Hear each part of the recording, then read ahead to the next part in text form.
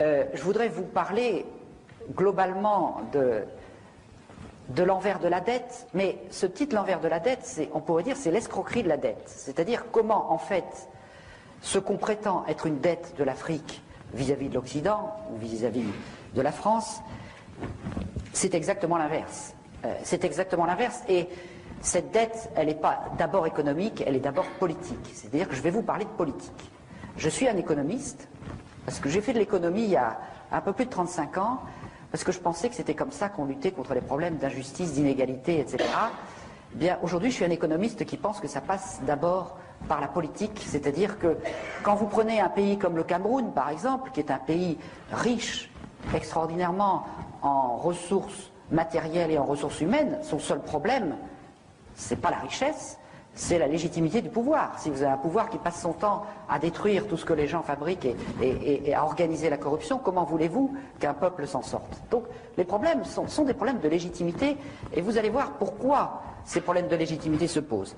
Alors avant de vous parler de la France-Afrique, je vais vous parler un tout petit peu de l'historien de longue période Fernand Braudel, qui est le plus grand historien du XXe siècle, qui a beaucoup écrit sur la Méditerranée, vous le savez sans doute, parce que ça va nous éclairer sur les enjeux, et notamment sur ce qui est arrivé à l'Afrique.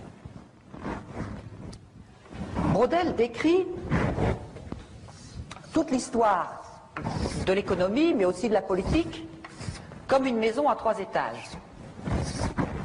Vous avez en bas, au rez-de-chaussée, l'économie de subsistance, de survie, d'autoconsommation, la pêche, la chasse, l'agriculture locale. L'humanité a vécu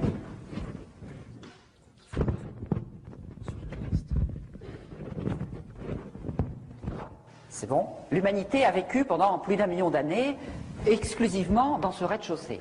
Et puis progressivement, il y a eu ce qu'on appelle l'échange local. L'image la plus achevée, c'est l'échange ville-campagne au Moyen-Âge, avec les gens qui allaient de leur campagne jusqu'à la ville dans la journée et qui rentraient le soir, et on voit bien la place du marché, etc., etc. Donc cet échange local, il a commencé il y a 10 ou 15 000 ans, il se poursuit toujours, et puis ensuite Braudel parle de l'échange au loin. C'est-à-dire que des gens ont été capables de monter des expéditions à travers des caravanes transcontinentales, à travers ensuite les navires qui allaient jusqu'en Extrême-Orient, et puis ensuite, grâce à l'essor des télécommunications, à l'essor des moyens techniques et financiers, un certain nombre de gens ont pu s'extraire du marché local pour conquérir des positions mondiales, et ces gens-là vous parlent en permanence du marché, mais en fait, leur seule ambition, c'est grâce à leurs moyens, leur super moyen de se placer en position de monopole ou d'oligopole, comme on dit, c'est-à-dire d'être un ou deux à contrôler le marché. Autrement dit, là, ce que décrit longuement Braudel après un travail de plusieurs décennies et dans son ouvrage majeur Civilisation matérielle, économie et capitalisme, c'est que vous avez 3 étages de l'économie, l'étage d'extrême proximité, ensuite l'échange local, et puis vous passez à l'économie monde ou à la macroéconomie, l'économie au loin. Ici, on ne pratique pas encore les règles du jeu de l'économie. Ici, on les pratique et ici, on ne les pratique plus. Vous avez la même chose en politique. Vous commencez dans la famille et le clan. Ensuite, vous avez la démocratie locale, parce que toute la démocratie, tout le débat public a toujours été local. D'abord en contrariété au pouvoir absolu. Et puis ensuite, vous avez la macropolitique, et au niveau macropolitique, on ne pratique plus les règles de la démocratie. Si vous regardez les grands enjeux du monde, le jour où les promoteurs de la démocratie, les Américains, appliqueront à l'échelle de la planète la règle de la démocratie, un homme, une voix, vous viendrez me chercher, mais je crois que je ne serai plus là. Donc, on est dans un système où, ici, on ne pratique pas les règles du jeu de la démocratie, du débat public, ici on les pratique, ici on ne les pratique plus. C'est la même chose en football. Vous apprenez à jouer au football dans la rue, dans la formelle, à côté de chez vous. Ensuite, il y a des millions de personnes qui se mettent à vouloir un arbitre et à pratiquer les règles du jeu. Et puis quand vous vous appelez Bernard Tapie ou Berlusconi, vous commencez à trouver que la glorieuse incertitude du sport, c'est bon pour les autres, mais pas pour vous. Vous avez la même chose dans d'autres domaines. Donc vous avez un mécanisme que décrit Braudel, qui est un mécanisme sociologique où l'humanité fonctionne avec un étage de proximité, puis ici on apprend à survivre, on apprend à échanger, on apprend à naviguer par des phénomènes d'initiation qui permettent de construire les différents étages et très souvent ce qu'on appelle le capitalisme, c'est quand cet étage-là écrase les autres, parce que les autres sont tout à fait indispensables, ils sont même plus qu'indispensables, c'est-à-dire que vous avez deux types de sociétés. Les sociétés ballon de rugby, attendez, c'est un œuf, là, c'est vraiment pas... Bon, enfin, la société ballon de rugby et la société en sablier. La société ballon de rugby, c'est les sociétés, j'aurai l'occasion d'y revenir parce que je terminerai, après vous avoir décrit des choses assez horribles, je terminerai sur une note positive. La société ballon de rugby, c'est quand l'étage intermédiaire, qui est l'étage des règles du jeu, est dilaté de telle manière que les gens ne sont pas enfermés dans les ghettos du rez-de-chaussée, et les femmes qui, dans beaucoup de civilisations et dans une grande partie de l'histoire, ont été cantonnées au rez-de-chaussée, n'accédant pas à l'échange, qu'il soit économique ou politique, dans ces systèmes où on a pu dilater l'étage des règles du jeu, elles ont la possibilité d'accéder à cet étage, et inversement, si l'étage des règles du jeu est dilaté, eh bien, il arrive à fonctionner en contre-pouvoir pour empêcher le double langage de l'étage supérieur d'être excessif ou de délirer. C'est-à-dire que quelque part, on empêche que ces gens qui sont là et qui en permanence font le contraire des règles du jeu qu'ils prétendent faire appliquer, puissent exagérer. Quand la confiance se perd, c'est-à-dire que quand dans les règles de l'économie, de la politique, de la science, du sport, de la nourriture des bovidés, etc., tout commence à se perdre, les gens se disent « mais je ne vais pas être le dernier à ne pas tricher ».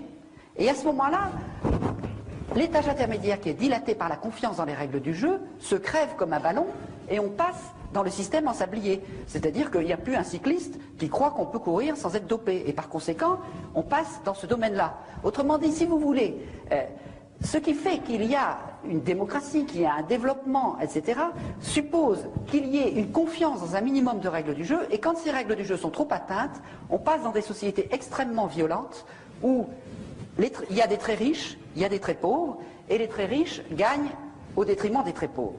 Alors, pour comprendre l'enjeu que je vais vous raconter maintenant sur l'envers de la dette en Afrique, il faut voir ce qui s'est passé depuis l'an 1000.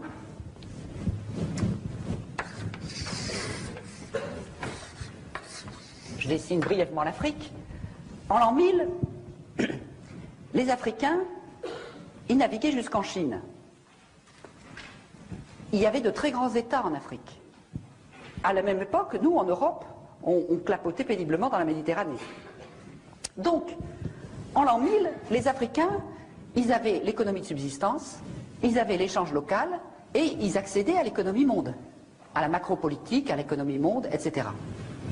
De même, il y a tout le travail d'Anta Diop sur l'influence, enfin, le rôle des civilisations africaines dans l'Égypte, etc. Donc, tout ce mépris que nous avons et qui est au cœur de ces relations franco-africaines, ce mépris qui consiste à dire qu'il n'y a pas de créativité politique et culturelle en Afrique, est une absurdité totale. Seulement, qu'est-ce qui s'est passé par la suite?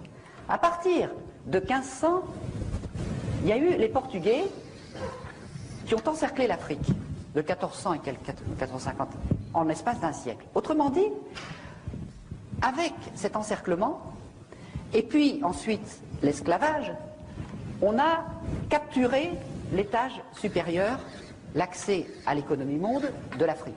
Ensuite, avec la colonisation, on a folklorisé l'étage intermédiaire. On l'a aliéné, l'étage de l'échange local. Et l'Afrique n'a réussi à survivre à ces 3 ou 4 siècles d'agressions épouvantables qu'en se repliant sur le rez-de-chaussée du clan, de la famille, en hypertrophiant les solidarités de cet étage. Donc ça a été quelque chose de formidable pour l'Afrique, parce que quelque part, c'est ce qui lui a permis de survivre.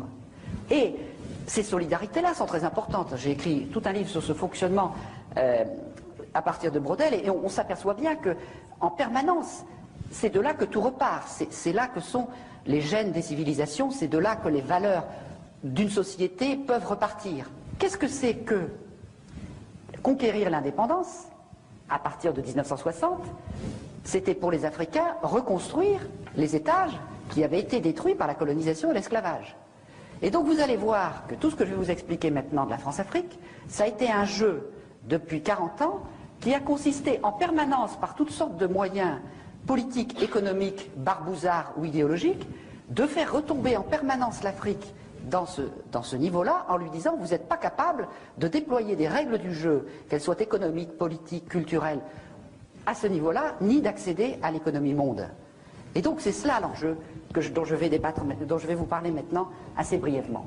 Qu'est-ce que c'est que la France-Afrique? La France-Afrique, c'est ce qui a été mis en place en 1960, au moment où De Gaulle, à cause de la pression de l'histoire, a dû accorder l'indépendance aux pays d'Afrique. Il a à ce moment-là décrété une nouvelle légalité internationale, l'indépendance. Et en même temps, il a chargé son bras droit, Jacques Foccart, de faire exactement l'inverse. Pour 3 ou 4 raisons. D'abord, pour maintenir le rang de la France à l'ONU avec un cortège d'États clients, pour maintenir l'accès aux matières premières stratégiques, le pétrole, l'uranium, ou aux matières premières juteuses comme le bois, le cacao, etc., pour maintenir le financement de la vie politique, parce que je vous parlerai tout à l'heure des chiffres de détournement de la rente pétrolière ou du bois, etc., ça représente des centaines de milliards. Et les affaires dont on vous parle en France, ce sont des lotos paroissiaux par rapport aux financements politiques qui viennent de l'Afrique. Alors, ça c'était la troisième raison. Et la quatrième, qui m'est apparue plus récemment à travers un certain nombre de travaux historiques, c'est le rôle de sous-traitant de la France dans la guerre froide au service du camp occidental, c'est-à-dire empêcher une partie de l'Afrique de basculer du côté du camp communiste. Donc pour ces 4 raisons, De Gaulle demande à Jacques Foccart de faire exactement l'inverse de ce qu'il dit. Alors c'est là qu'il faut comprendre le problème. C'est que si on décrète une nouvelle légalité internationale et qu'on fait exactement le contraire, ce qu'on fait est illégal, ne peut être fait que de manière occulte, cachée.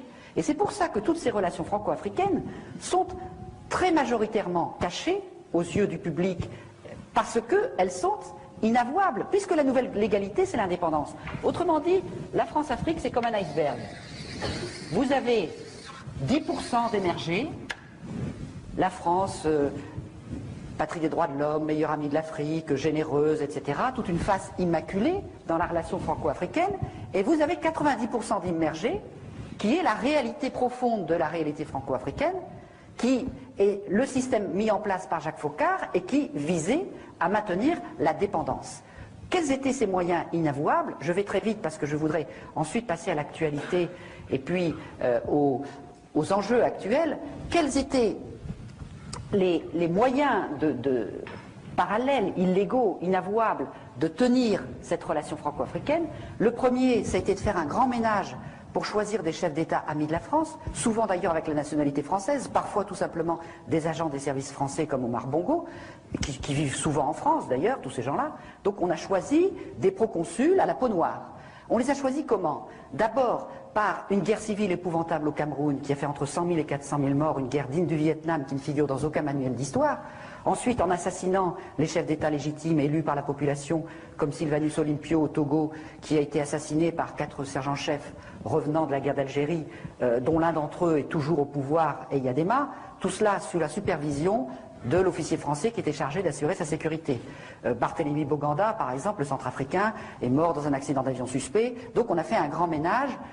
Ensuite, les autres, on les a promus par la fraude électorale ou par la corruption, les moyens classiques. Il n'y en a qu'un seul qui a résisté, qui est Sékou Touré, mais qui a connu tellement de vrais complots en l'espace de 2 ans qu'il a fini par en voir défaut et par devenir paranoïaque, donc par être écarté quelque part du jeu.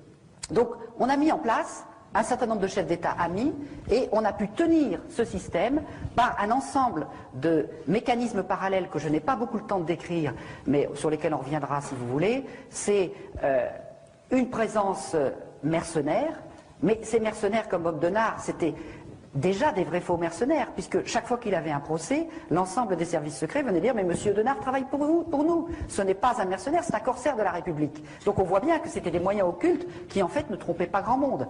Mais il y a d'autres moyens beaucoup plus subtils, beaucoup plus forts, c'est les entreprises phonées des services secrets français, notamment Elf, dont le Floch Prigent, l'ancien PDG, nous explique simplement que Elf, c'était le faux-nez des services secrets français, c'est-à-dire que les dizaines, les centaines de milliards prélevés sur le pétrole, entre le prix d'achat très faible et le prix de vente, et aussi avec les quantités de cargaisons non déclarées, une cargaison non déclarée, Ça fait chaque fois 150 millions de francs. Bon, eh bien, tout cet argent a permis de mener un certain nombre d'actions secrètes, par exemple la guerre de la France contre le Nigeria, cette fameuse guerre du Biafra pour conquérir la partie pétrolière du Nigeria, mais aussi tout un tas de coups d'État, de guerres civiles, de trafic d'armes, dont je vais vous parler tout à l'heure.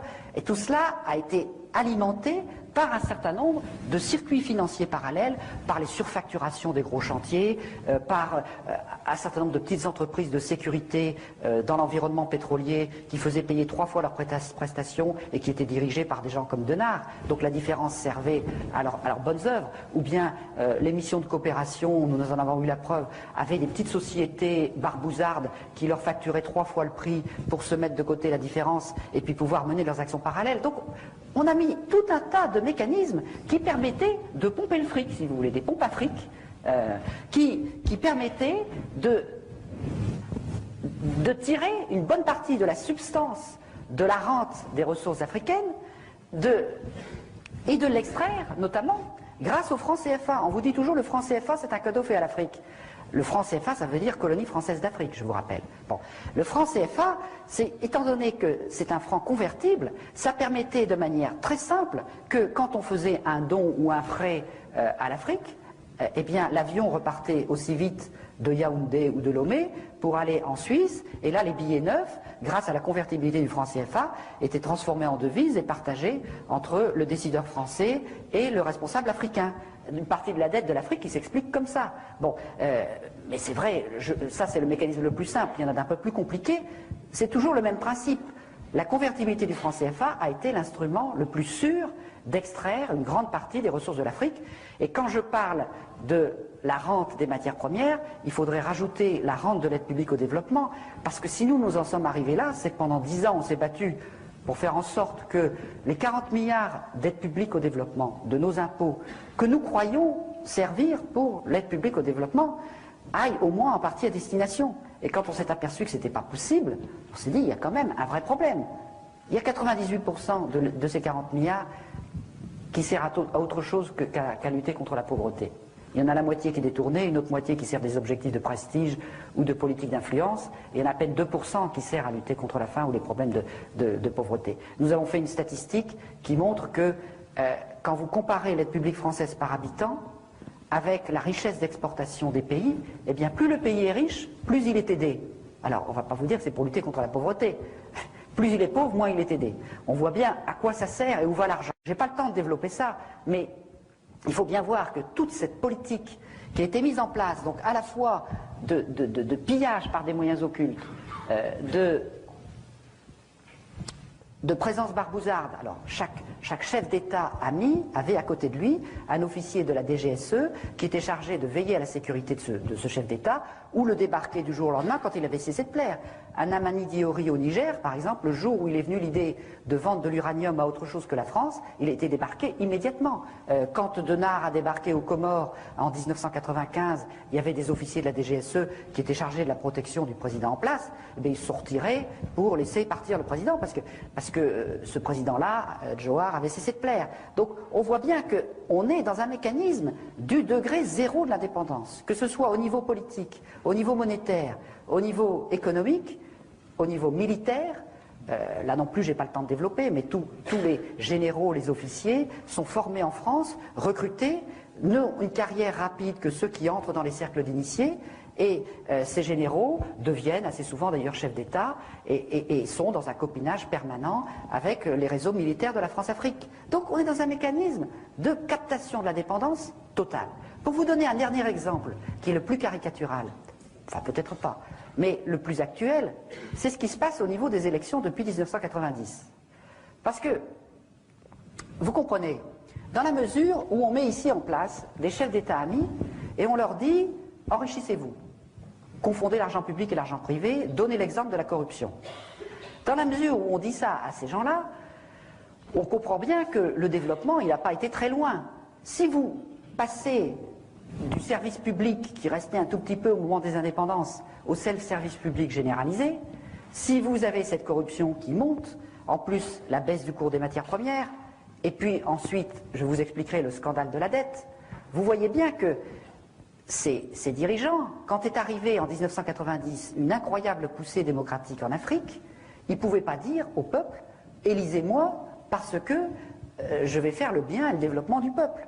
Et à ce moment-là, ils se sont mis, et j'en dirai quelques mots, à utiliser l'arme ultime du politique, qui est l'arme du bouc émissaire, l'arme de la manipulation de l'ethnisme, en disant si vous votez pas pour moi, ce sera l'ethnie détestée qui va venir prendre la place à ma place, et c'est ce qui s'est passé exactement au Rwanda, ce qui a failli se passer en Côte d'Ivoire, et qui menace un certain nombre de pays d'Afrique. Mais pour assurer en même temps la continuation de ces régimes usés, mis en place par la France-Afrique, on a trouvé une formule extraordinaire de coopération en iceberg. Mitterrand a déclaré en 1990 « Vive la démocratie en Afrique », je résume, on va vous aider, on va vous fournir des urnes transparentes, des bulletins, pour que le peuple puisse élire ses dirigeants. Alors les gens se sont mobilisés de manière incroyable autour des urnes pour empêcher qu'on les bourre jour et nuit. Ils ont voté à 70-80% pour chasser le dictateur. Et puis en même temps qu'on faisait cette coopération à ce niveau-là, on envoyait dans la capitale, auprès des ordinateurs chargés de centraliser les résultats, des coopérants très spéciaux issus des réseaux Pasqua ou de la mairie de Paris, où en fraude électorale on est relativement adroit, et avec des logiciels un peu spéciaux, on faisait en sorte que les 80% de votes contre le tyran se transforment en 80% de votes pour le tyran, ou en 52% s'il était modeste. Donc, et cela, ça s'est passé dans 50 élections majeures en Afrique, au sud du Sahara. Il n'y a eu que 2 ou 3 exceptions au début, quand la France-Afrique a été prise par surprise au Bénin, au Congo-Brazzaville, etc. Et puis 2 ou 3 à la fin, quand des peuples ont trouvé la parade. Au Niger, par exemple, il y avait un dictateur installé par Foccart, il a été renversé, la France a hurlé à l'interruption du processus démocratique, n'est-ce pas, puisque le dictateur a été renversé. Et donc, les officiers qui avaient renversé le dictateur ont organisé des élections tout seuls, et ça a été les élections les plus incontestées d'Afrique depuis 40 ans. Bon, au Sénégal, où il y avait un régime ultra corrompu, ils ont trouvé la parade en jumelant les téléphones portables et les radios locales, ce qui fait qu'ils ont annoncé en direct les résultats, court-circuitant les manœuvres qui se passaient à ce niveau-là avec les réseaux france-africains. C'est pour ça qu'on a retardé l'apparition des portables au Tchad. Bon, donc on a mis en place un tas de systèmes qui permettait, et c'est le cas, je ne vais pas vous détailler toutes ces élections, mais ceux qui connaissent un peu l'Afrique le savent, ça a été le cas au Cameroun, au Gabon, au Togo, à Djibouti, en Mauritanie, encore récemment au Bénin, et c'est ce qui est en train de se jouer à Madagascar, où il se passe des choses absolument extraordinaires ou monumentales, où il y a un mouvement depuis 3 ou 4 mois pour affirmer la légitimité d'une élection contre une pseudo-légalité d'une commission constitutionnelle totalement bidon, et si le peuple de Madagascar gagne, c'est quelque chose de très important pour l'Afrique parce que ça va donner des tas d'idées à beaucoup de gens. Donc je vous invite vraiment à soutenir le combat du peuple malgache parce que c'est un combat absolument décisif pour l'Afrique. Parce que c'est un combat pour essayer de vaincre cette fatalité imposée de l'extérieur et vous observerez bien entendu que la France prétend qu'il faut défendre la légalité dans l'affaire. Bon, la France, pourquoi? Parce que Madagascar a des émeraudes, parce que Madagascar a un tas de choses qui passent toujours pour le financement des partis politiques. Alors, je continue sur cette affaire. Je voudrais, parce qu'on a assez peu de temps et je voudrais laisser du temps pour le débat, vous parler de l'envers de la dette et vous en parler à partir de 2 cas exemplaires qui sont le Congo-Brazzaville et l'Angola. Et puis ensuite, je vais vous montrer comment on est en train de passer de la France-Afrique à la mafia-Afrique, c'est-à-dire une forme de mondialisation de ces phénomènes. Et puis je terminerai par un aspect beaucoup plus positif, c'est-à-dire comment on peut inventer une nouvelle solidarité internationale. Alors, le Congo-Brazzaville. La dette, d'abord. La dette, après toutes ces magouilles, ces manœuvres que je vous ai décrites, les appétits se sont aiguisés parce qu'il y avait de la corruption, il n'y avait plus assez d'argent dans la rente des matières premières. Et donc, à la fin des années 70, on a trouvé une idée absolument géniale. On a dit aux Africains, écoutez, on va vous faire une aide publique au développement supplémentaire formidable. On va vous prêter à 1, 2 ou 3%, par exemple, alors que le taux du marché est à 10 ou 12%. Et la différence, on va dire, c'est cadeau, c'est l'aide publique au développement. Donc, on va vous prêter à tout va. Sauf que, on a prêté pourquoi? La moitié, comme je vous le disais, est repartie directement en Suisse ou dans les paradis fiscaux. L'autre moitié a servi à des projets somptuaires, des palais, aménager le Boeing de Bongo, etc., etc. Ou ça a servi également à ce qu'on appelle les éléphants blancs, c'est-à-dire des projets dont le seul intérêt était d'être des gros chantiers pour des entreprises françaises. Des projets facturés 3 fois, recommencés 5 fois, ou par exemple un hôpital dont le coût de fonctionnement est supérieur au budget de la santé du pays, donc il ne fonctionnera pas, ou un IUT dont le coût d'entretien est supérieur au budget de l'éducation, donc il ne sera pas entretenu. Tout un tas de choses qui sont complètement à côté des nécessités du développement, et quand vous vous retrouvez 15 ans plus tard à devoir rembourser de l'argent qui était soi-disant cadeau, mais qui est quand même une dette, avec quoi allez-vous le rembourser? C'est-à-dire que cet argent, les gens n'en ont jamais vu la couleur. Alors ça, c'est le phénomène, j'allais dire, ordinaire. Avec le cas du Congo-Brazzaville, on passe à une échelle qui est encore beaucoup plus incroyable. Beaucoup plus incroyable. Parce que là, on a un phénomène que je voudrais que vous arriviez à comprendre, parce qu'il est un petit peu extraordinaire. C'est que on a un pays qui a du pétrole. Alors, depuis qu'il a du pétrole, la France-Afrique, ELF, etc., lui prend son pétrole. Elle lui prend son pétrole, il y en a un tiers au moins qui n'est pas déclaré, qui passe au noir. L'or noir passe au noir. Dans des cargos qui vont se vendre sur les marchés parallèles. Jamais le gouvernement congolais n'a eu la possibilité de savoir combien il y a de pétrole qui sortait de chez lui. On lui donnait de temps en temps une feuille de papier avec 3 chiffres. Bon. Avec interdiction d'aller vérifier. Bon. Donc, le pétrole, on lui pompe son pétrole. Et puis, à la place de ça, qu'est-ce qu'on fait? On fait de la dette. On dit aux gens, écoutez, endettez-vous, endettez-vous, on va vous faire un château à Paris, on va vous donner de l'argent par là, etc. Et donc, on fait ce qu'on appelle des prêts gagés sur le pétrole. On a vendu le pétrole pour 10 ans, 15 ans, tout le pétrole à venir. Et avec ça, ces prêts gagés, on vous explique qu'on passe par 30 ou 40 intermédiaires. On fait le tour de tous les paradis fiscaux. Chaque fois, il y en a un qui prend 1 ou 2%. Chaque fois, ça augmente la dette. Et puis, ensuite, on revend la dette, etc., etc. Et puis, c'est comme des œufs en neige. On vous a fait une dette au départ sur du pétrole que vous allez extraire dans 5 ans, et cette dette, à force de se monter comme des œufs en neige, elle se multiplie par 3, 4, etc. Et vous vous retrouvez avec un des pays les plus riches d'Afrique, qui est le Congo-Brazzaville, qui, à la fin, a une dette qui est égale à 3 fois sa production annuelle globale, son PIB, comme on dit. Donc, vous avez quelque chose d'extraordinaire. On vous prend le pétrole, et à la place, au lieu de vous mettre de l'argent, on vous prend de l'argent. On vous enlève 3 fois l'argent. C'est quand même une opération formidable. Alors je ne vous rentre pas dans tous les détails, parce que les mécanismes qui passent par les paradis fiscaux, tous les intermédiaires, il y en a des quantités, je décris ça en détail dans l'envers de la dette, c'est un peu compliqué, mais le résultat, il est là. C'est-à-dire, c'est pas plus et moins, c'est pas de la comptabilité en partie double, on prend du pétrole, on met de l'argent. Non, on prend du pétrole et on arrive à prendre de l'argent. Et puis alors, ce qui est encore plus extraordinaire, c'est qu'il y a une partie de cet argent qui sert à acheter des armes. On arme les 2 camps de la guerre civile, comme je vais vous l'expliquer, et avec ça, le pays est détruit. Bon, c'est extraordinaire. Comme criminalité répétitive, c'est quand même intéressant. On prend le pétrole, on met la dette, on détruit le pays. C'est assez radical. Alors évidemment, le pays, après ça, est en une difficulté assez importante pour aller discuter le pourcentage du pétrole. Et donc je vais vous raconter ça, non plus sous l'angle de l'envers de la dette, mais sous l'angle de l'actualité politique, criminelle et militaire du Congo-Brazzaville. Qu'est-ce qui s'est passé en 1990? On avait une dictature dirigée par M. Denis Sassou Nguesso.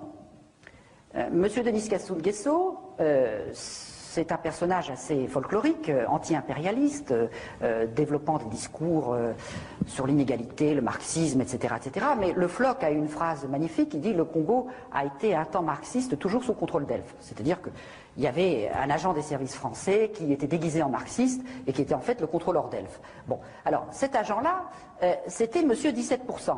Pourquoi? Parce qu'il demandait pour son pays que 17% du pétrole. C'était quand même un monsieur bien confortable. Alors par ailleurs, il touchait de l'argent grâce à tous les détournements, mais ça c'est une autre affaire. Pour Elf, ça ne coûtait que 17% du pétrole déclaré. Alors, il y a un grand mouvement démocratique qui apparaît à partir de 1990. Les gens se réunissent en conférence nationale souveraine, c'est un peu comme 1789, tout le peuple se met ensemble, on élabore une nouvelle constitution, on veut redémarrer la vie politique et démocratique du Congo-Brazzaville. À ce moment-là, les gens se disent, mais on voudrait quand même un petit peu plus d'argent du pétrole, on va demander le double, 33%. C'est insupportable à Elf, et on a trouvé la preuve dans les coffres-forts d'Elf, ce qui est rarissime, lors d'une perquisition menée par les juges Joly et Wisniewski, d'un coup d'État préparé aussitôt pour renverser la démocratie par Elf, le réseau Pasqua et le réseau Focard. On a trouvé les détails de la préparation. Ce coup d'État a échoué, un président a été élu, certes imparfait, qui a beaucoup de reproches à se faire, mais au moins c'était l'élu de la population. Mais pendant ce temps-là, et là je n'ai pas le temps de vous raconter cette histoire qui est assez compliquée, mais aussitôt, les réseaux France-Africains, les réseaux Pasqua, Focard, Chirac, etc., tout le monde s'est employé à remettre en place Monsieur 17%. Oui, j'ai oublié de dire que, après la conférence nationale souveraine, Monsieur Sassou Nguesso s'est présenté aux élections, il a eu 17%. Donc c'est vraiment Monsieur 17%. Donc, Monsieur 17%, il fallait le remettre en place. Donc, comment on a fait? On a commencé à larguer des armes. Monsieur Sassou Nguesso a un gendre assez riche, un voisin qui s'appelle Omar Bongo, président du Gabon. Monsieur Sassou Nguesso a des relations dans toute la classe politique française, depuis l'extrême droite jusqu'à l'extrême gauche. On a commencé à larguer des armes. On a une préparation politique qui a été faite également depuis la mairie de Paris, par un certain monsieur Probst, enfin je passe sur les détails. Et en 1997, donc une guerre civile se déclenche pour renverser le pouvoir qui avait été établi par le renouveau démocratique du Congo-Brazzaville. La guerre civile a duré 4 mois. Pour renverser le régime en place, je suis obligé de vous dire la liste de tous ceux qui ont participé parce que c'est assez incroyable. Il y avait toute une partie de l'armée qui était fidèle à Sassou Nguesso, des miliciens qui ensuite vont commettre une série de crimes contre l'humanité qu'on appelait les Cobras, mais la France a amené 1000 soldats tchadiens pour aider. Il y avait une partie de la garde présidentielle de Mobutu, de sinistre mémoire, qui s'était repliée de l'autre côté du fleuve, donc à Brazzaville, qui a contribué à combattre aux côtés de Sassou Nguesso. Il y avait toute une partie de l'armée qui venait de commettre le génocide au Rwanda 3 ans auparavant, qui s'était réfugiée comme par hasard au Congo-Brazzaville, en France-Afrique, et qui a contribué également aux côtés de M. Sassou Nguesso. Un certain nombre de mercenaires dont je vais vous parler tout à l'heure. Et puis, pour finir, l'armée angolaise qui est venue envahir le Congo pour achever de réinstaller le dictateur. Alors, l'armée angolaise, c'est quand même pas rien. C'est là que, bon, il faut voir la désinformation que nous subissons. Vous savez, vous avez peut-être entendu des présidents, ces temps derniers, vous expliquer que la France n'intervenait plus jamais militairement en Afrique. Eh bien, vous avez peut-être aussi entendu parler, parce que je veux aussi en reparler, de l'Angola Gate, c'est-à-dire de ce scandale de fourniture d'armes à un pays en guerre civile, l'Angola, par le réseau Pasqua, M. Falcon, M. Guedamac, M. Marchiani, etc., etc. Eh bien, Marchiani a déclaré devant le juge, mais attendez, c'est pas une affaire subalterne, cette affaire. Nous avons négocié avec l'Angola pour lui fournir des armes, et en contrepartie, il a dit ça au juge, en contrepartie, l'armée angolaise allait intervenir pour les intérêts de la France dans les guerres civiles des deux Congos, le Congo-Brazzaville et le Congo-Kinshasa. Ce sont les deux guerres civiles les plus meurtrières d'Afrique en ce moment, ou qui ont été les plus meurtrières. Donc sans que vous le sachiez, sans que le Parlement le sache, eh bien il y a eu la France, par Angola interposé, par Tchadien interposé, par Mobutuiste interposé, etc., a mené une guerre qui a contribué à détruire le Congo-Brazzaville. Et je n'ai pas le temps de développer, mais dans cette guerre, les deux camps de la guerre civile ont été armés par des trafiquants d'armes liés aux pétroliers avec l'argent de la dette. Si je continue, M. Sassou Nguesso, M. 17% revenu au pouvoir et recommençant les mêmes pratiques, la guerre civile, un bout de guerre civile, renaît un an plus tard. Et entre décembre 98 et décembre 99, le rouleau compresseur angolais, tchadien, les miliciens, etc., les mercenaires dont je vous parlerai, ce rouleau compresseur a fait au Congo-Brazzaville minimum 100 000 morts, une cinquantaine de radours sur glane, plus de 20 000 viols ethniques, plus en un an que tout ce qui s'est passé au Kosovo, en Tchétchénie et à Timor-Est réunis. Regardez la couverture de presse de ces 3 derniers événements pendant la même période, regardez ce qu'on vous a raconté sur ce qui s'est passé au Congo-Brazzaville, l'un des tout premiers fournisseurs pétroliers français et le berceau de la France libre. Rien. Une censure quasi totale. Et bien entendu, ce pays maintenant, sa normalisation est achevée, le dictateur vient d'être légitimé par de pseudo-élections, et on vient de dire, M. Sassou Nguesso, donc, est un élève modèle de la nouvelle guerre du bien contre le mal. Il s'est évidemment le premier à s'enrôler auprès de M. Bush. Parce que dans cette affaire, évidemment, les Américains étaient tout à fait d'accord. Alors, simplement, pour vous donner encore un tout petit exemple, j'ai essayé d'accélérer parce que j'ai beaucoup de choses à vous dire, mais pour vous donner un tout petit exemple du fonctionnement de la France-Afrique, dans cette affaire-là, il y a eu tout un tas de mercenaires français, et ça c'est quelque chose de très inquiétant pour la démocratie, parce que tous les grands pays occidentaux, aujourd'hui, pour ne plus intervenir militairement officiellement, sont en train de développer dans des proportions considérables des sociétés de mercenaires qui pourront échapper aux lois de la guerre, mais qui sont en fait complètement contrôlées par les services secrets. Et il y a deux types de vrais faux mercenaires. Il y a eu un triplement depuis 1990 du nombre des soldats, on pourrait appeler des forces spéciales, qui dépendent maintenant directement du commandement des opérations spéciales, le COS, qui est rattaché hors hiérarchie à la présidence de la République. Autrement dit, depuis 1990, le président de la République française dispose de sa garde présidentielle comme n'importe quel chef d'État africain. Et il peut mener des guerres secrètes, ce qu'il a fait au Rwanda et ce que Chirac a fait au Congo-Brazzaville. D'ailleurs, le ministre de la Coopération français a vendu la mèche dans Jeune Afrique. Il a dit qu'il y a vraiment beaucoup trop de confusion au Congo-Brazzaville parce qu'il y a quantité de mercenaires français qui ont à peine eu le temps de quitter l'uniforme qu'ils portaient hier. Parce que c'est tout simplement des militaires des forces spéciales qui se déguisent en mercenaires, qui font un intérim de mercenariat et qui porteront à nouveau leur uniforme demain. C'est quand même tout à fait gênant. Mais il y a encore pire. Il y a tous les mercenaires d'extrême droite qui sont répandus à travers toute l'Afrique et dont le vivier est constitué par la garde présidentielle de Jean-Marie Le Pen, le DPS, Département Protection Sécurité.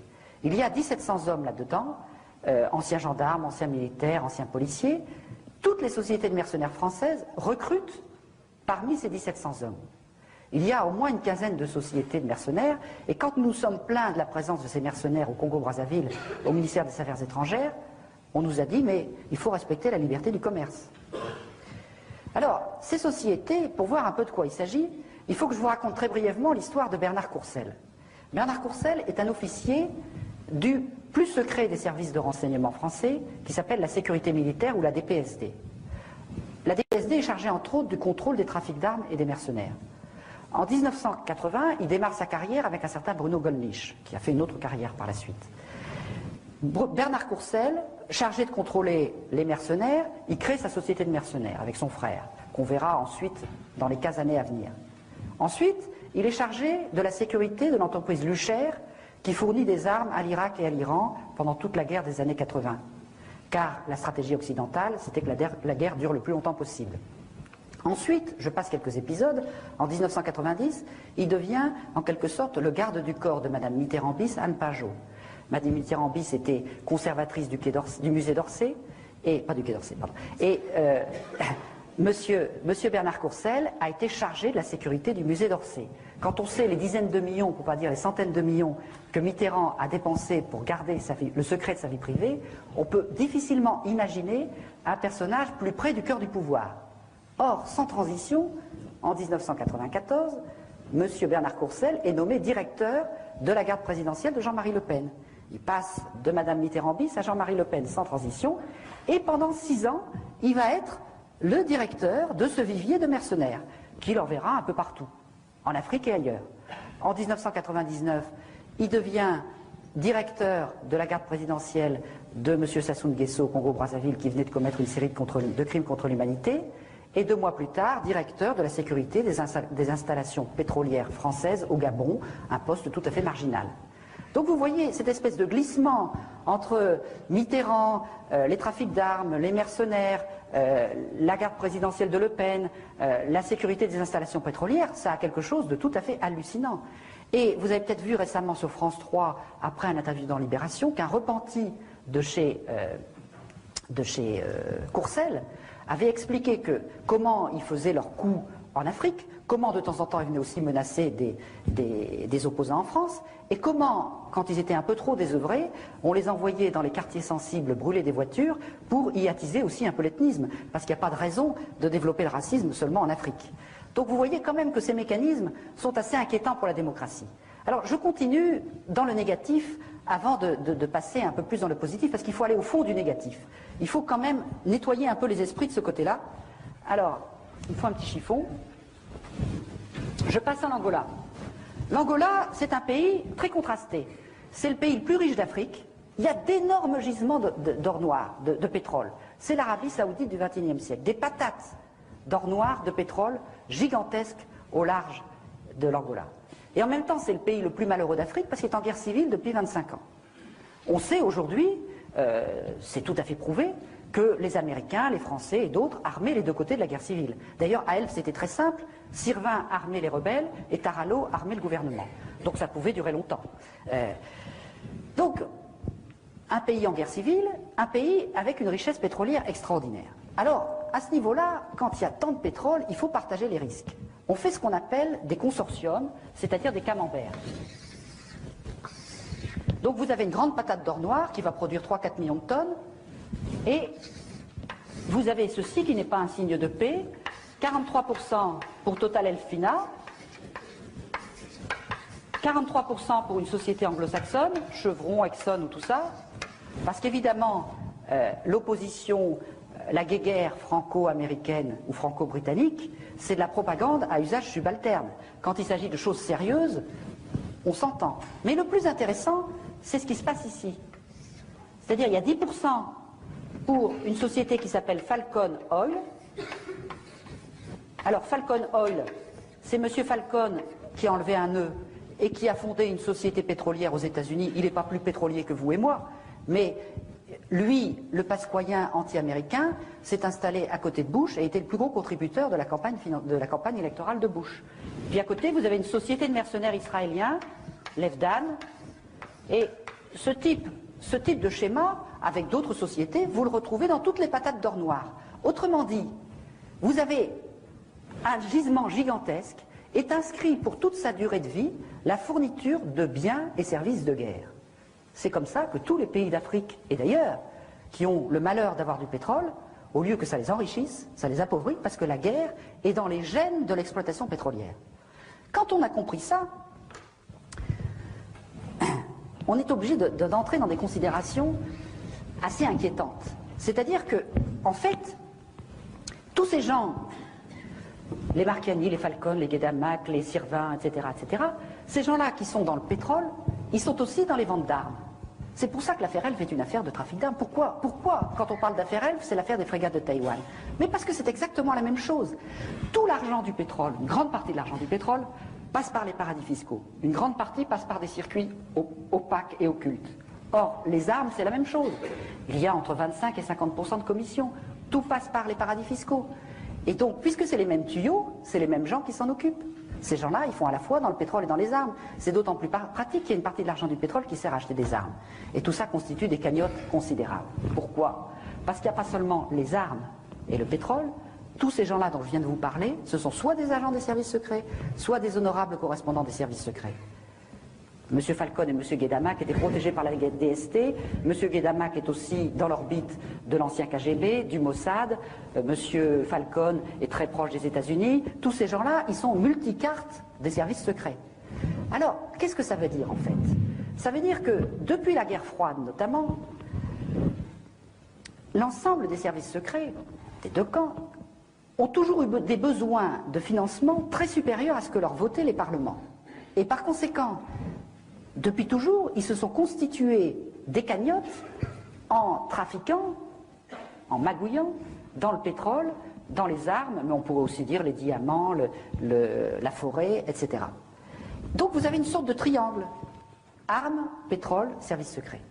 Et puis, en fait, quand vous regardez de près, ça va plus loin. C'est pas seulement les armes, le pétrole et les services secrets, c'est aussi branché complètement sur les circuits de blanchiment qu'on a en Afrique, à travers la Corse-Afrique des Jeux, Paris et Casino, dont on entend parler en ce moment, et qui a les mêmes comptes en banque et les mêmes circuits, très branchés sur le pétrole aussi. Parce que depuis toujours, les services secrets, dans leurs manœuvres, vous le savez bien depuis la guerre d'Indochine qui était financée à moitié par le trafic de l'opium, vous le savez bien aussi que, je l'ai expliqué sans que Pasqua n'ait jamais osé m'attaquer en diffamation, que c'est lui qui a créé la French Connection pour faire un petit peu des bonnes œuvres des services secrets, etc. etc. C'est-à-dire qu'on arrondit les angles du côté, les magots, plus exactement, on arrondit les magots du côté d'un certain nombre de trafics, drogue, faux monnayage, etc. etc. Alors, tout cela, ça constitue des sommes d'argent parallèles, de manœuvres qui permettent de renverser des gouvernements, qui permettent de faire des politiques parallèles dans un certain nombre de pays, tout à fait inquiétants. Mais ce qui est encore plus inquiétant, et je vais finir par là, ce que je vais vous dire sur l'Afrique avant de rebondir sur autre chose, c'est le passage de la France-Afrique à la mafia-Afrique. Parce que dans cette histoire de l'Angola, vous avez le pourboire pour Jean-Christophe Mitterrand, 13 millions, vous avez 3 milliards pour Guédamac, 3 milliards pour Pierre Falcon, et quand vous passez à Guédamac, c'est 30, 40, 50 milliards qu'on commence à entrevoir. Pourquoi? Parce que Guédamac est en quelque sorte le représentant de cette énorme masse financière que certains appellent la mafia russe, mais qui est tout simplement le pillage de la Russie qui s'est produit en l'espace de 4 ans entre 1989 et 1993. Au moment où le mur allait s'effondrer, le KGB et la nomenclature russe, en l'espace de 4 ans, ils ont bradé à 10% de sa valeur les énormes stocks stratégiques d'aluminium, d'engrais, de diamants, de pétrole et les armes de l'armée rouge qui étaient en quantité considérable. Ils les ont vendus à 10% de leur valeur pour que la différence puisse être placée dans les paradis fiscaux en Suisse et ailleurs. Et cette somme-là, ça représente 500 milliards de dollars. Avec cet argent-là, ces gens-là qu'on appelle aujourd'hui les nomenclaturistes ont racheté la Russie, et ils ont racheté une partie de la Côte d'Azur, et ils ont racheté aussi une partie du pétrole en Angola. Ils ont fait un certain nombre de trafics. Ils ont même été jusqu'à racheter la plus vieille banque américaine, la Bank of New York. Alors là, les Américains ont dit stop quand même. On veut bien jouer avec vous, mais il y a des limites. On n'a pas vaincu l'URSS pour que vous veniez racheter nos banques. Donc, à ce moment-là, ils leur ont dit, mais les 10 milliards les 10 milliards de dollars d'argent du FMI, ils ne seraient pas disparus par hasard? Alors, effectivement, ils étaient disparus. Et disparus par ce circuit-là. Alors, après cette sommation, dont vous avez sûrement beaucoup entendu parler, un mois plus tard, le FBI a reçu l'ordre d'arrêter l'enquête sur ces 10 milliards de dollars du FMI. Pourquoi? Parce que ce que je suis en train de vous expliquer, c'est que Guédamac, c'est, je vous ai dit, l'ex-KGB, le FSB, la DST, le Mossad, quelques autres services encore. Il est associé à Falcon, qui est branché sur les États-Unis, et on pourrait continuer longtemps comme ça. Donc en fait, qu'est-ce qui est en train de se passer depuis 3 ou 4 ans? C'est que ces nappes souterraines parallèles gérées dans l'orbite des lobbies militaro-industriels, des pétroliers et des services secrets sont en train de s'interconnecter. On a une mondialisation des phénomènes de criminalité financière ou d'argent parallèle des différentes nationalités. Et c'est ça qui est en train de se passer à travers des personnages comme Guédamac, qui est en quelque sorte le porte-parole de la masse financière russe. Donc on s'aperçoit qu'on est en train d'assister à une espèce de prise de contrôle extrêmement dangereuse, parce que la France-Afrique, qu'est-ce que c'était? C'était une raison d'État mise en place par De Gaulle avec des pratiques de voyous, des pratiques illégales de voyous. Mais quand vous avez des gens qui pendant 40 ans font des pratiques de voyous, eh bien ils deviennent des voyous. Un Sirvin, qui est un honorable correspondant des services secrets, il dit, mais j'ai de quoi faire 20 fois sauter la République, j'ai de quoi me payer toute la classe politique, ce qu'il a fait. Donc ce n'est plus la classe politique qui commande aux services secrets, c'est ces gens-là qui se mettent à commander à la classe politique. Donc tout ça est extrêmement inquiétant par rapport à notre démocratie, outre que ça contribue à détruire l'Afrique et à lui coller des dettes qui n'ont ni queue ni tête. Bon, mais je voudrais maintenant terminer assez rapidement en passant sur l'enjeu politique majeur qui est derrière tout ça. Derrière tout ça, il y a d'abord le problème de l'accélération incroyable de la délinquance, de la criminalité financière, de la dérégulation financière qui est en train de constituer un gouvernement parallèle du monde. Bon. Et une partie des événements récents s'explique aussi par cela. J'espère que certains d'entre vous ont lu Révélation ou la boîte noire, parce que tout ça est parfaitement expliqué là-dedans. En fait, tout cela, la criminalité financière, peut paraître mystérieux, mais ce n'est pas si compliqué que ça. En fait, qu'est-ce qui est en train de se passer dans cette mondialisation négative? C'est que, autrefois, pourquoi avons-nous été capables de dilater cet espace intermédiaire? Je vais y revenir tout à l'heure, de construire des biens publics en France, etc. C'est parce que, quand dans un État-nation, il y a des gens qui fraudent ou qui font de l'escroquerie, la police, la justice ou le fisc a la possibilité d'aller contrôler leurs comptes en banque. Aujourd'hui, c'est totalement impossible dans le cadre de la mondialisation.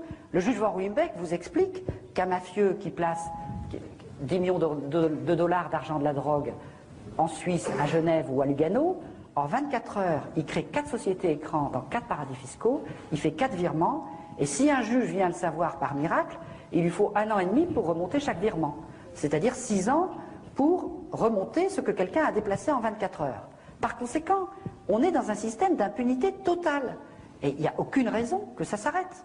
Aujourd'hui, la moitié des transactions financières internationales passent par les paradis fiscaux. 1000 milliards de dollars chaque année d'argent du crime rentrent dans le système bancaire, y compris dans les plus grandes banques françaises.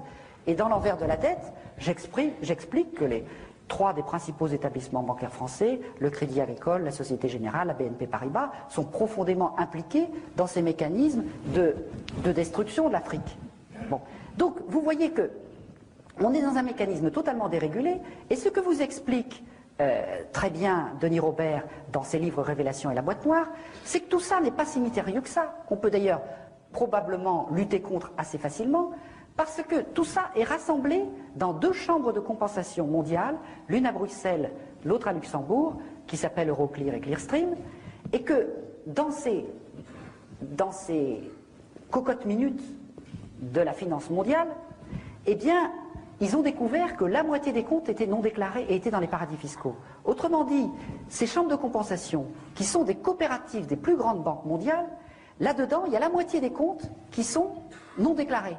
Et il y a même tout un tas des opérations qui se font par des circuits parallèles dans l'informatique de ces établissements. Alors ça, c'est à la fois tout à fait désespérant, mais c'est aussi plein d'espoir. Parce que dans l'histoire des contre-pouvoirs dont je vais commencer à vous parler, très souvent, on a retourné comme un gant quelque chose qui avait été créé par des pouvoirs ennemis. Le Parlement qui avait été créé comme Conseil du roi a été transformé en Assemblée nationale. Eh bien, ces chambres de compensation qui gèrent la finance mondiale, il suffirait d'une volonté politique européenne pour les transformer en banque centrale sous contrôle public. Et à ce moment-là, on aurait les traces de toutes les opérations de criminalité dont je viens de vous parler, et je n'ai malheureusement pas le temps de vous expliquer que nous sommes en train de découvrir avec les gens qui se battent contre la dette tout un tas d'instruments juridiques qui permettent de faire des procès à ceux qui ont accordé la dette pour montrer non pas qu'il faut remettre la dette, mais que la dette est nulle pour toutes sortes de raisons juridiques. Il y a tout un tas de précédents juridiques qui ont été trouvés et qui montrent qu'on peut tout à fait attaquer les différents éléments de la dette devant des tribunaux occidentaux et qu'on a des chances, en fonction d'un certain nombre de précédents historiques et juridiques, de pouvoir montrer que toute cette escroquerie est nulle juridiquement. Donc, là aussi, c'est l'envers de la dette, parce qu'on ne va pas se contenter de demander la charité et l'annulation de la dette, on va pouvoir l'attaquer. Et on va pouvoir l'attaquer notamment en allant chercher les preuves de toutes les transactions dans ces chambres de compensation qui se trouvent à Luxembourg ou à Bruxelles, sauf si par hasard elles brûlent un jour, ce qui pourrait arriver. Alors, je finis simplement sur les éléments positifs, avant de vous laisser la parole, en vous disant que, dans notre histoire, on n'a pas fait que des choses négatives.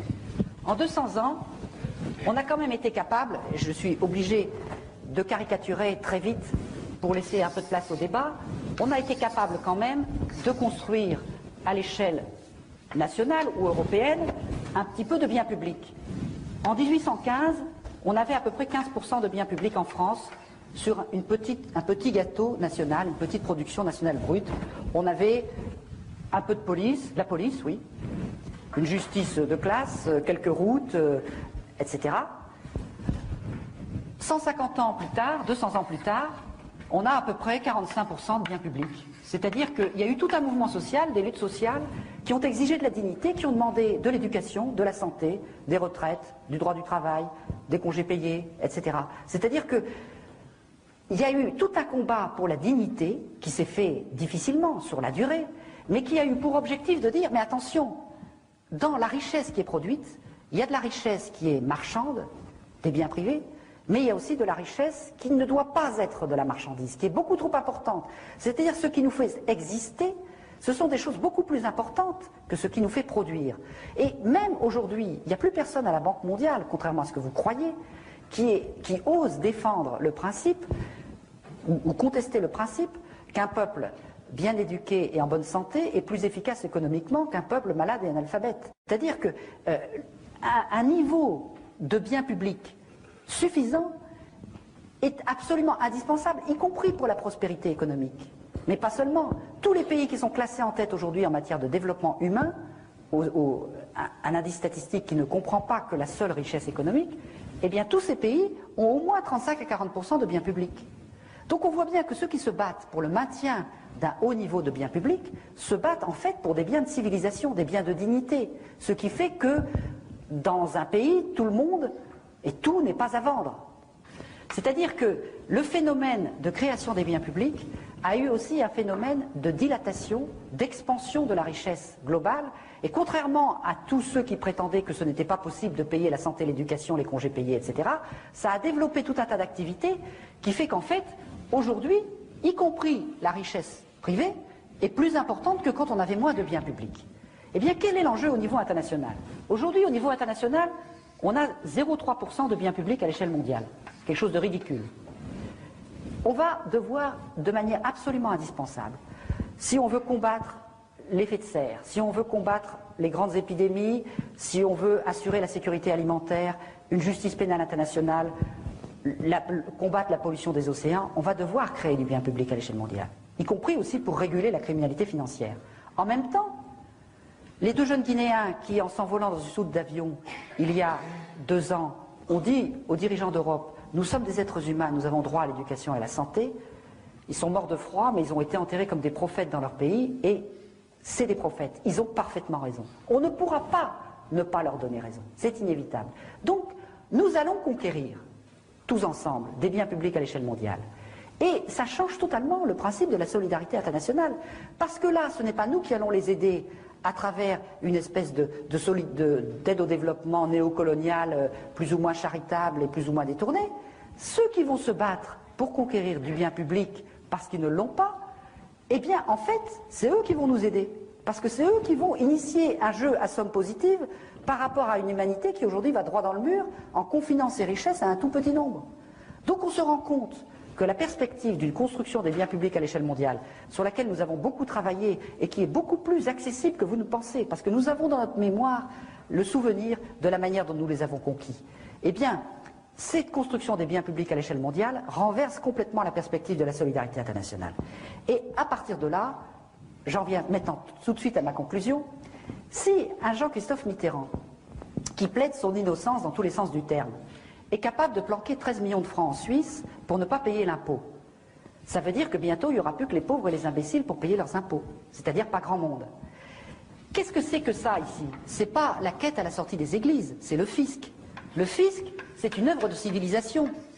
Il n'y a pas de bien public s'il n'y a pas un petit peu de solidarité collective. Qu'est-ce que c'est que les paradis fiscaux? C'est la destruction du fisc, c'est-à-dire la destruction de tout ce que nous avons conquis en 2 siècles.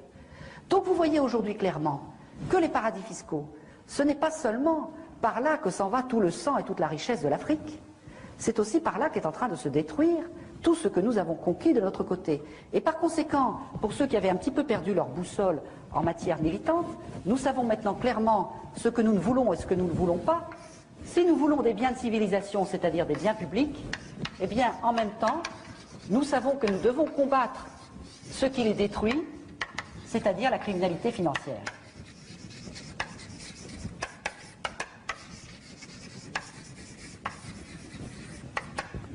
Voilà.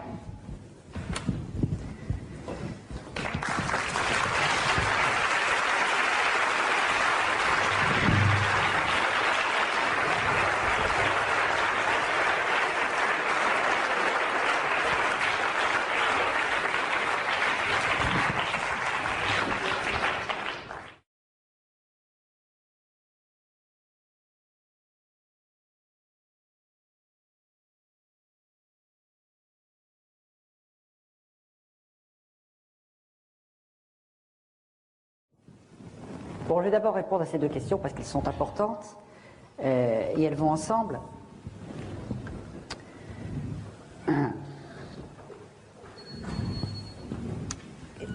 Ce qui est difficile quand je viens de faire cette démonstration, c'est que je vous parle des délires de l'étage supérieur. Mais il y a encore beaucoup de gens qui se battent à ce niveau-là. Il y a encore des juges intègres, il y a encore des journalistes honnêtes, etc., etc. Il y a un certain nombre de gens qui ne sont pas totalement hors des règles du jeu. Même si par rapport à la justice et au droit, pour dire les choses autrement, la démocratie, c'est d'abord la capillarisation des contre-pouvoirs, c'est-à-dire le fait qu'à cet étage-là, un certain nombre de gens défendent les règles du jeu contre des gens qui les méprisent. Et évidemment, si les contre-pouvoirs disparaissent, il n'y a plus de démocratie. Or aujourd'hui, ce que j'explique dans mon dernier livre Noir Chirac, c'est que Chirac a partie liée totalement avec ceux qui sont en train de verrouiller très rapidement deux des contre-pouvoirs majeurs qu'il y a en France, c'est-à-dire la justice et les médias. La haute hiérarchie judiciaire et la propriété progressive d'un certain nombre de médias, l'un des derniers épisodes étant le Figaro, conquis par Serge Dassault, l'héritier du lobby militaro-industriel, mais c'est pas fini. Donc on voit bien que, à la fois, aujourd'hui, on assiste à des choses qui donnent un espoir formidable. Hier, dans Le Monde, vous avez vu, nous avons créé une association avec Maître Bourdon, qui m'a défendu contre les chefs d'État, et cette association a porté plainte au nom de 7 paysans camerounais dont les plantations ont été massacrées par un exploitant forestier français. Et en fait, on en a tout à fait le droit, puisque Rougier est de droit français. Et par conséquent, nous avons créé une association pour porter les plaintes des gens qui sont victimes au sud des sociétés françaises. Et c'est tout à fait possible. Mais il y a beaucoup d'autres choses dans le même genre. Pour la première fois, un trafic d'armes a été dénoncé par un petit juge, comme on dit. Qu'est-ce qui est en train de se passer? Il y a 40 ans, Maître Jacques Vergès inventait la stratégie de rupture pour défendre les Algériens colonisés qui se battaient pour leur indépendance en disant « Nous contestons radicalement la justice française ». 40 ans plus tard, Maître Vergès a changé de camp et avec les avocats des puissants, il est obligé d'inventer une stratégie de rupture pour essayer de déstabiliser les juges, Courroy, Van Humbeck ou les autres, qui sont en train de combattre les puissants. C'est quand même étonnant, c'est un signe d'espoir, ça. Quelque part, la justice aurait-elle commencé à changer de camp? Mais je pourrais vous donner des tas d'exemples. Il y a aujourd'hui tout un tas de procédures contre Sassou Nguesso, contre un certain nombre de dictateurs africains qui sont en train de naître à partir des lois internationales sur les crimes contre l'humanité, des lois de compétences universelles, etc. Si vous voulez, le problème, ce que je voudrais vous expliquer, mais je n'ai pas beaucoup de temps, c'est que, en fait, dans la lutte entre la mondialisation mafieuse, criminelle ou des puissants et la mondialisation des règles du jeu, la première, c'est comme un moteur au kérosène. C'est-à-dire, elle part à toute allure parce qu'elle saisit les opportunités. Et en fait, les gens comme vous et moi, les gens de la société civile qui se battent pour défendre un certain nombre de choses, c'est comme un moteur au diesel. Ils démarrent avec un temps de retard, ils attendent de s'apercevoir que c'est insupportable pour réagir. Mais rassurez-vous, dans l'histoire, les moteurs au diesel vont beaucoup plus loin que les moteurs au kérosène. C'est-à-dire que quelque part, ils commencent à comprendre, et je pourrais vous donner des milliers d'exemples, ils commencent à saisir les mécanismes, et à ce moment-là, la situation se retourne. Regardez tout ce qui s'est passé autour des paradis fiscaux. Il y a 3 ans, on aurait parlé des paradis fiscaux, il y a à peine un Français sur 10 qui savait ce que c'était. Dans 2 ans, on fait un référendum en Europe pour ou contre les paradis fiscaux, en partie grâce à vous, on gagnera le référendum contre les paradis fiscaux. J'en suis sûr, parce que leur nocivité est en train de se connaître de plus en plus grâce à des organisations comme Attac, dont nous sommes cofondateurs, qui font un travail assez formidable à ce sujet. Je prends par exemple le problème du scandale du non-soin des Africains malades du sida. Bon, tout le monde pensait qu'il était impossible de faire quoi que ce soit. Le lobby pharmaceutique, c'est sans doute l'un des lobbies les plus puissants au monde en termes de corruption. Mais il y a 3 ou 4 petites associations qui ont dit, mais si on prive les Africains de médicaments, ça veut dire que le lobby pharmaceutique est un marchand de mort. Et ils ont dit, marchand de mort, marchand de mort, marchand de mort, marchand de mort. Mais le lobby pharmaceutique, c'est un fonds de commerce. Si lui, dont le fonds de commerce est marchand de vie, on lui dit marchand de mort, marchand de mort, marchand de mort, marchand de mort, qu'est-ce qu'il fait? Il recule, il recule, il recule, et il n'a pas fini de reculer, il a commencé de reculer. On a trouvé la faille, parce qu'on a trouvé la faille dans le double langage. Autrement dit, les armes pour lutter, les armes du moteur diesel, sont beaucoup plus importantes que vous ne l'imaginez, et il n'y a pas lieu de désespérer, et je vous assure qu'il y a en matière de justice des tas d'armes. Le comité pour l'abolition de la dette du tiers-monde a trouvé quelque chose de formidable. En 1898, en droit international, il y a eu un jugement où les États-Unis ont empêché Cuba de rembourser sa dette à l'Espagne, parce que l'Espagne avait installé une dictature à Cuba, et les États-Unis ont dit c'est une dette odieuse, illégitime, parce qu'elle a été contractée par une dictature.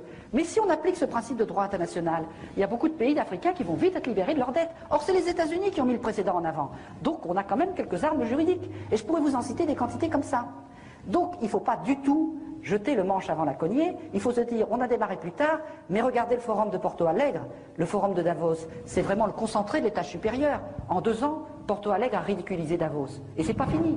Donc il ne faut pas désespérer.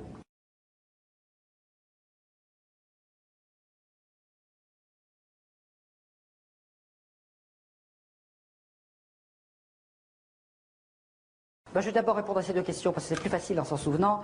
D'où vient l'information? L'information, elle est accessible. Même les services secrets vous disent qu'il y a 90% de l'information qui vient des sources ouvertes.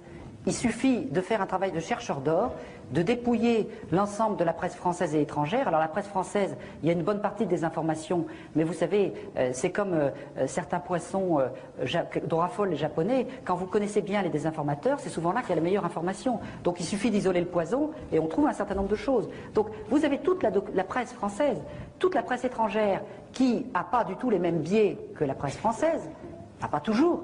Et puis, on peut se constituer au fur et à mesure un certain nombre d'amis à travers le monde, journalistes, experts, défenseurs des droits de l'homme. Et enfin, depuis 10 ans, il y a des milliers d'Africains qui sont venus nous dire ce qui se passait chez eux et qui ne pouvaient pas publier. Et quand on croise ces 4 sources, on arrive à se faire une idée assez précise quand même de la situation. Sur les causes internes, vous avez tout à fait raison d'évoquer ça parce que j'étais tellement pressé d'arriver à la fin que j'ai oublié une précaution oratoire que j'utilise chaque fois, c'est de dire que je n'allais pas beaucoup parler des causes de la responsabilité des Africains dans cette situation, non pas qu'elle ne soit pas aussi importante, mais parce qu'on vous en parle tout le temps, et qu'il me semblait utile de faire l'information sur dont on ne vous parle pas, c'est-à-dire les responsabilités de l'extérieur. Mais ce serait évidemment une forme de néocolonialisme à l'envers que de dire que les Africains n'ont pas une part importante dans cette situation. Alors à ce propos, je voudrais dénoncer 2 armes extrêmement importantes, 2 armes idéologiques très importantes du néocolonialisme en Afrique. Et une 3e. La 3e, c'est le mépris, mais j'en ai déjà parlé. C'est-à-dire que quand vous discutez avec des gens qui opèrent ces manœuvres de la France-Afrique ou de la mafia-Afrique, ils ont un mépris incroyable de l'Afrique, un mépris invraisemblable. Ils disent l'Afrique c'est une page blanche, on peut faire ce qu'on veut, il n'y a pas de créativité politique et culturelle, etc. Ce qui est une connerie monumentale, c'est quand on connaît l'histoire de l'Afrique, mais en même temps, il y a un certain nombre d'Africains qui finissent par le croire.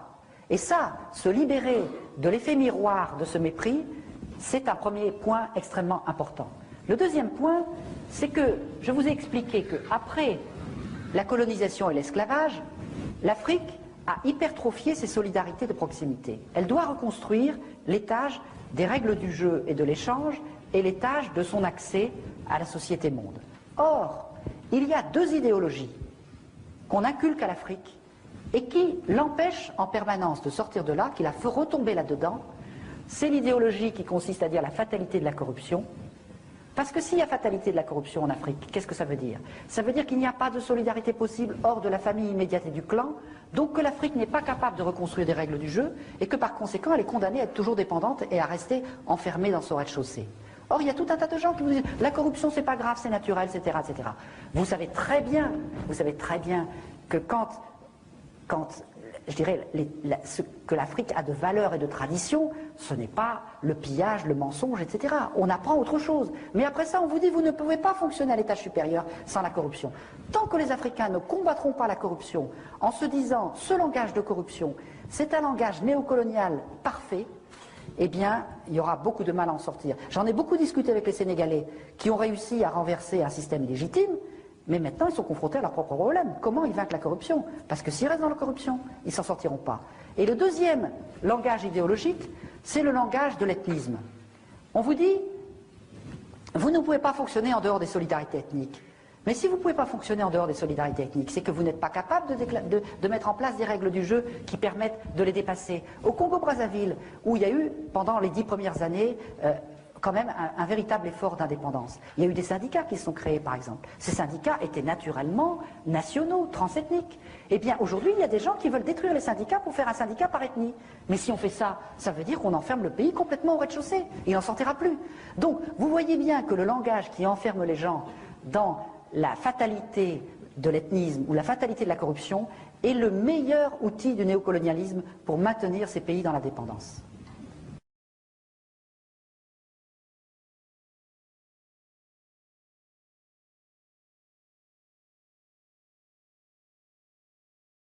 Alors sur le lien, ce lien je le fais dans le dernier ouvrage Noir Chirac, justement le lien entre l'approche de Dominique Lorenz et l'approche de la France-Afrique.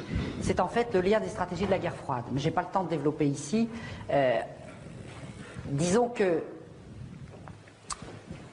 je préfère vous inviter à le lire parce que ce serait trop long. Je mets 100 pages à expliquer tout ça, donc ce serait vraiment trop long. Mais ce que je décris pour le pétrole est vrai de toutes les matières premières. C'est vrai du scandale abominable de la destruction des forêts équatoriales, c'est vrai des diamants, bien sûr, c'est vrai de l'uranium, c'est vrai du cacao, c'est vrai de... je sais pas, moi, j'en oublie.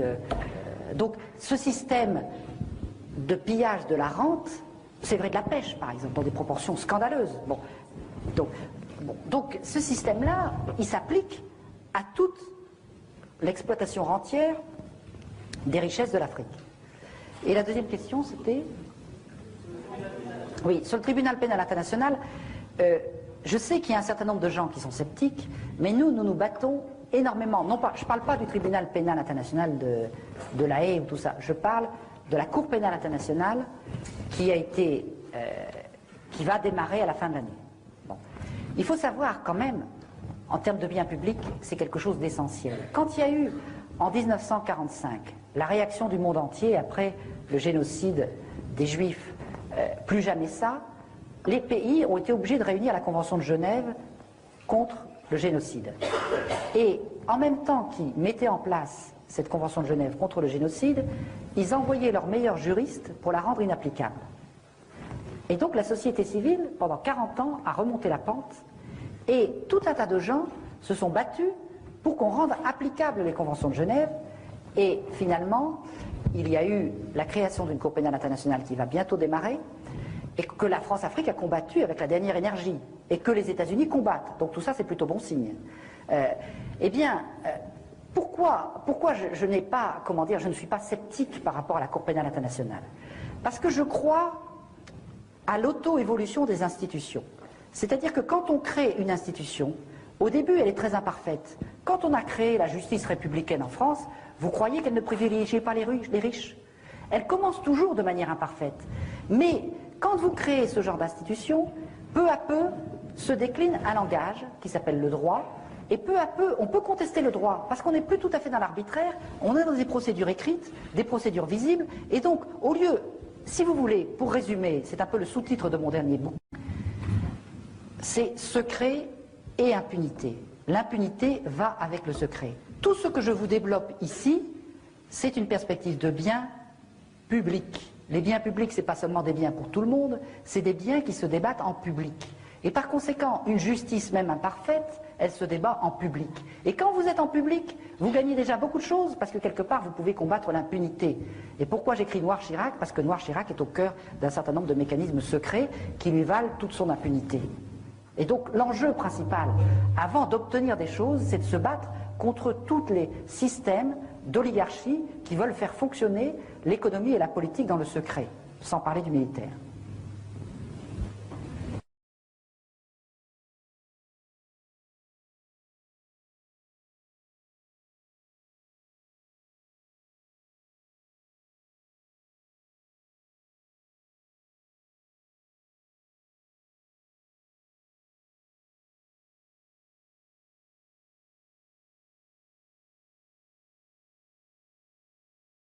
Alors je voudrais vous dire que je suis entièrement d'accord avec tout ce que vous avez dit. Tout ce que vous dites, c'est exactement le même constat que nous faisons. Je constate, je crois que vous êtes un peu plus de 200 aujourd'hui. Il y a 3 ou 4 ans, il y aurait eu 15 personnes. Si vous voulez, nous devons vaincre en France quelque chose de terrible.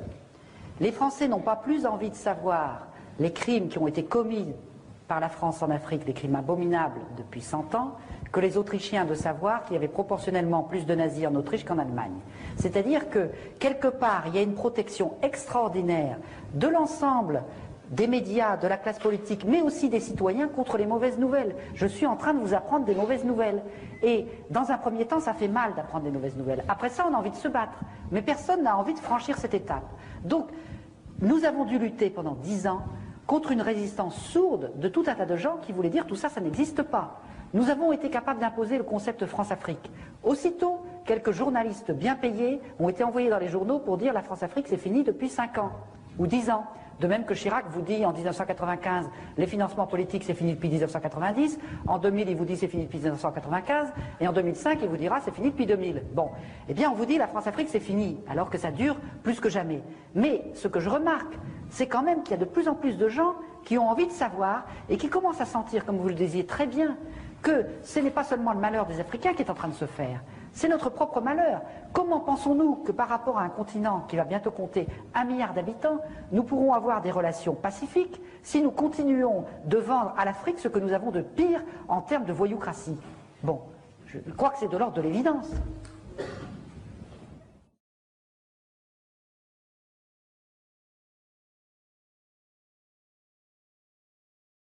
Il ne faut pas les nommer, donc je ne les nommerai pas. Mais je vais les nommer, je vais vous le dire, puisque j'en mets un chapitre complet dans Noir Chirac, il y a toute une partie qui traite de ça nommément avec tous les gens. Bon, donc si vous voulez, je n'ai pas peur de donner les noms. La Grande Loge nationale française, qui est la franc-maçonnerie la plus à droite, essentiellement, mais beaucoup plus. Aujourd'hui, tous les chefs d'État africains, france-africains, appartiennent à la GLNF. Tous.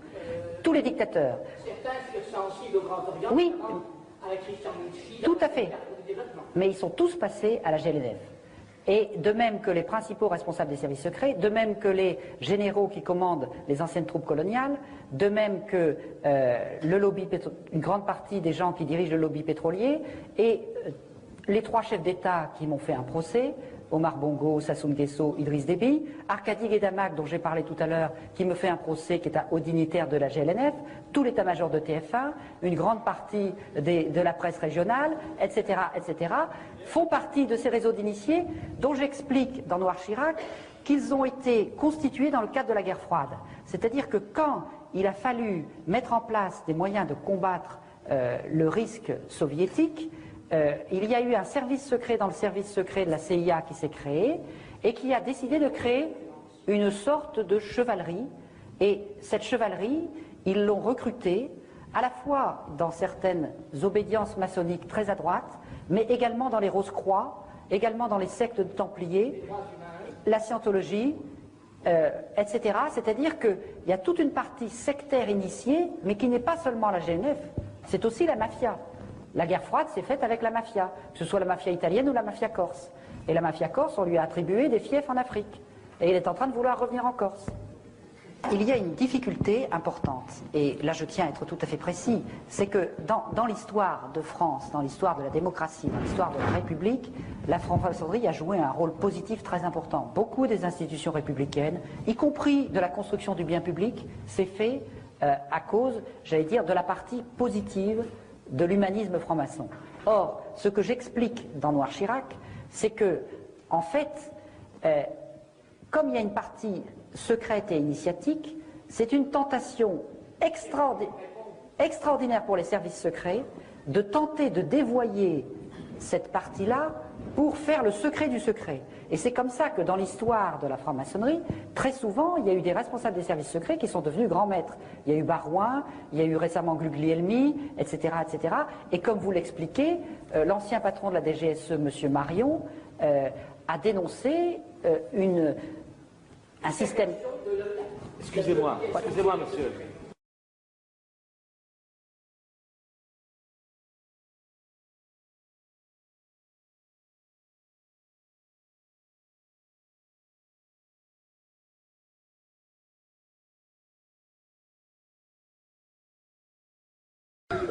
Vous avez tout à fait raison. Tous ces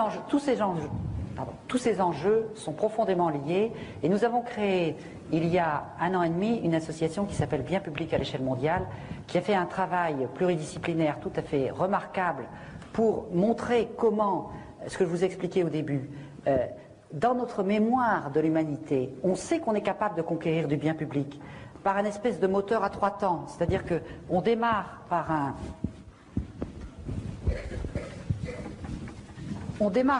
un bien désirable, c'est-à-dire qu'un bout d'humanité considère qu'il y a quelque chose qu'on doit absolument avoir ou qui est insupportable. Par exemple, l'absence de soins pour les malades du sida ou, à un moment donné, le besoin de pouvoir donner l'éducation aux enfants, etc. Il y a un bien désirable. Et à ce moment-là, il y a un mouvement désirant qui se constitue pour le réclamer. Ce mouvement désirant, il est constitué à la fois des gens qui n'ont pas ce bien, et puis d'un certain nombre de gens qui disent oui, ce serait bien qu'il y ait ce bien. Et ces gens-là, ils constituent une alliance au début tout à fait imparfaite. C'est les petits mouvements dont je vous ai parlé tout à l'heure qui ont secoué le lobby pharmaceutique. Ces gens-là, ils disent il faut trouver un débiteur du bien public. Qui c'est qui va nous donner ce bien public? Alors dans un premier temps, dans notre histoire, mais c'est encore vrai aujourd'hui, tous les débiteurs, ils disent c'est pas moi, c'est l'autre. J'ai pas les moyens. Vous demandez à la Banque mondiale, il dit c'est pas moi, le FMI dit c'est pas moi, l'ONU dit c'est pas moi, etc., etc. Donc à ce moment-là, qu'est-ce qui se passe? On repart pour un tour. Le bien devient de plus en plus désirable parce qu'il n'est toujours pas là et les gens le veulent. Le mouvement désirant, il commence à trouver des astuces, des failles juridiques, politiques, etc., etc. Et puis, il commence à tailler des croupières aux débiteurs qui n'en veulent pas. Ça repart 3-4 tours comme ça. Et puis finalement, à un moment donné, le mouvement désirant, il coince un débiteur. Le débiteur, il peut toujours pas, mais le mouvement, il est tel qu'on va lui en donner les moyens. Quand, au bout d'un long processus, on a dit il faut la santé, il faut la sécurité sociale, elle n'avait pas les moyens. Mais comme on lui a dit c'est vous la sécurité sociale qui allez le faire, on lui a donné les moyens. Donc tous ceux qui prétendent qu'on ne peut pas conquérir les biens publics parce qu'il n'y a pas de débiteur qui ait les moyens se trompent. Parce qu'en fait, le débiteur a les moyens le jour où le mouvement désirant est devenu assez fort pour les lui donner. Et donc c'est exactement ce type de travail que nous sommes en train de faire, et nous sommes en train d'ouvrir 5 chantiers sur les questions du climat, les questions de la santé, justement, les questions de la justice pénale internationale, les questions du droit maritime, la circulation des mers, et les questions de l'accès au crédit et de la monnaie, parce que la monnaie est un bien public quand on voit la manière dont aujourd'hui elle est mise entre des circuits criminels. Et par conséquent, ce qui nous apparaît maintenant, c'est qu'en fait tous ces combats, comme vous le disiez tout à l'heure, ils ont la même cible.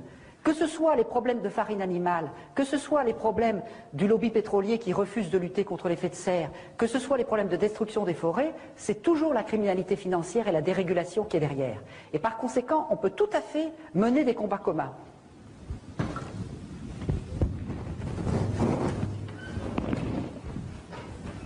L'ethnisme, c'est d'abord la manipulation de l'ethnisme. Un tas de gens qui développent des discours ethnismes, y compris au Rwanda ou ailleurs, n'y croient pas. Mais c'est simplement que c'est une arme politique redoutable pour conserver le pouvoir. Et cette arme politique, elle a été très souvent utilisée par le colonisateur. L'IOT enseignait à tous ses disciples comment dresser les ethnies les unes contre les autres. Donc l'ethnisme, c'est d'abord une manipulation, très souvent. C'est une manipulation pour obtenir le pouvoir. Mais d'autre part, le découpage des frontières a été aussi une manipulation ethnique. C'est-à-dire le fait que ces frontières soient mal taillées, c'était également pour rendre ces pays ingouvernables. Mais en même temps, si vous vous souvenez de tous les leaders indépendantistes du début, ils étaient tous panafricains. Et aujourd'hui encore, les plus éminents esprits qui se battent contre ces problèmes avec lesquels on peut rencontrer, discuter, ils sont tous persuadés qu'il n'y a pas d'avenir en dehors du panafricanisme, ou tout au moins d'un débordement considérable des petits pays qui ont été créés pour être invivables par le colonisateur. Si vous regardez le début de l'histoire, les Olympio, les Kwame Nkrumah, les Umniobé, etc., tous ces gens-là, ils étaient panafricanistes, et c'est Focard qui s'est battu avec Oufouette pour diviser ces pays en tout petits morceaux. Donc aujourd'hui, quand vous voyez que dans un élan de sagesse inattendu, l'ensemble des pays d'Afrique de l'Ouest, anglophones et francophones, ont décidé de créer une monnaie commune, Focard doit se retourner dans sa tombe. Bon, je pense que ça, ce sont des choses qui vont tout à fait dans le sens de la reconquête de l'accès de l'Afrique à l'économie monde. Ça suppose de dépasser les micro-États.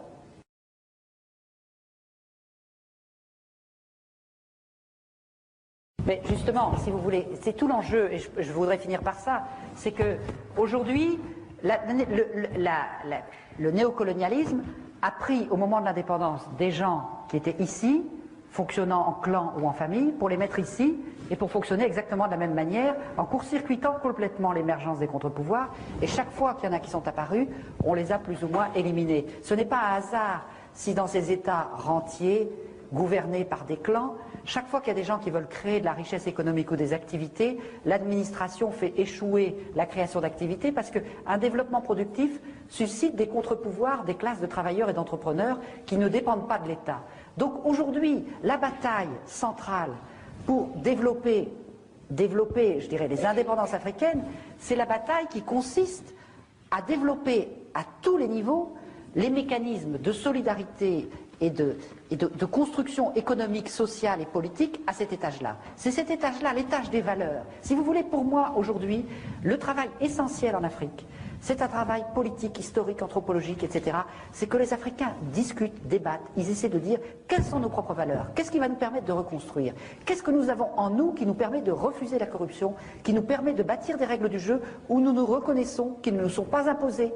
Et personnellement, je pense que si les Africains font cela, ils vont apporter énormément au monde. On dit toujours il n'y a pas de contre-pouvoir en Afrique, il y a des chefs, etc. Mais quand vous regardez les chefs, la tradition africaine, il y a une sophistication des contre-pouvoirs, de capacité d'empêcher le chef de délirer, tout à fait extraordinaire. Pour moi, il y a autant de réserves, d'inventivité politique dans les traditions africaines qu'il n'y a de réserve pour les médicaments du futur au XXIe siècle dans les forêts africaines. Je crois tout à fait que l'Afrique va être capable d'inventer des formes de démocratie, des formes de contre-pouvoir, de légitimité, de solidarité et d'échange qui vont nous apporter beaucoup.